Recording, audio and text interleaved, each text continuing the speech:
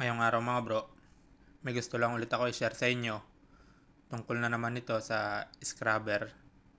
Magbe-maintenance nga pala kami dito dahil ito ay kasama sa PMS ng aming electrical officer. Siya ang aking kasama na mag-maintenance dito mga bro. Pero bago yan mga bro, gusto ko lang magpasalamat sa patuloy na mga sumusuporta sa akin sa pag-share ng mga video. Gusto ko lang din batiin si Kuya Arnel Fernando. Shout out sa iyo kuya. God bless din. Ingat palagi lalo na sa work nyo dyan sa building. Ito nga pala mga bro, ang block diagram ng aming ShipSEMS Analyzer System. Bale, ito nga pala yung heated sample probe mga bro. Yan ay may filter element. Yan yung lilinisan namin ngayon. Gaya niyan yung tatanggalin ko. Ito nga pala yung filter element niya mga bro.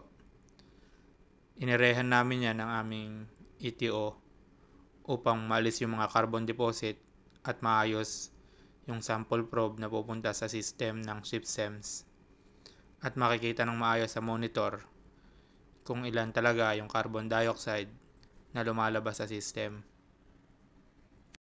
Dapat malinis ang linyada na yan para hindi mag-choke ang carbon at maayos ang pumapasok sa system sa sample probe. Dahil kapag barado yan mga bro, nag-e-error at kailangan mo ulit umakyat at i-check ito mga bro. Kaya minsanan lang dapat ang akyat dahil medyo mataas ito, parang 11-story building. Ito naman mga bro, ang aming sample conditioning system.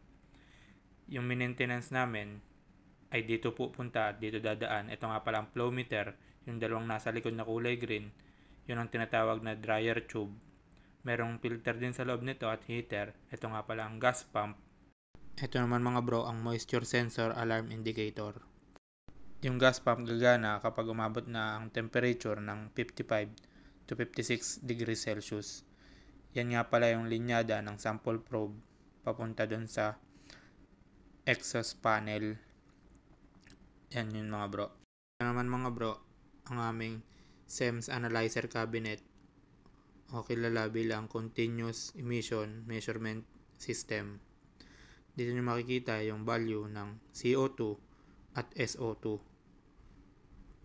Dapat laging valid yan mga bro kapag nag-i-streaming.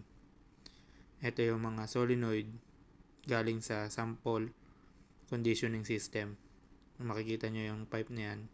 Kaya tatlo yan mga bro dahil tatlo ang aming scrubber tower, tatlo rin yung sample probe. Ito naman ang aming scrubber control system na makikita sa aming engine control room mga bro. Yan yung scrubber number 1, scrubber number 2, at scrubber number 3 mga bro. Kung makikita nyo mga bro, sa scrubber number 1, ME, ibig sabihin nun main engine mga bro. Sa aming scrubber number 2 naman, DG number 1 at number 2, yun ay diesel generator.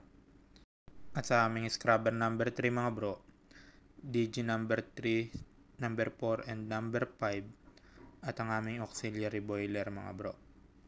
Bali, sinare ko lang ito sa inyo mga bro para magkaroon kayo ng idea, lalong-lalo na sa mga nagbabalak magbarko dyan. Ito nga pala ay exhaust gas cleaning system o kilala bilang scrubber. Baka magkaroon din kayo ng ganito sa susunod o kaya masakyan yung barko para hindi kayo mag-aanong mahirapan. Sinare ko lang itong experience at mga ginagawa namin dito sa aming barko.